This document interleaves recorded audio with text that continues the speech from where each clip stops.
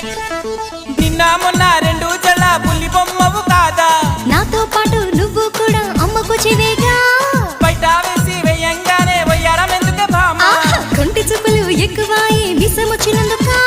నడుము చిక్కెనే నడక మారెనే ఇంత లోపల ఏమి జరిగనే మొదటిసారిగా ఆడపిల్లను చూసినట్టుగా మైకం నీకు తమలపాకు మమ్మల్ని సొక్కు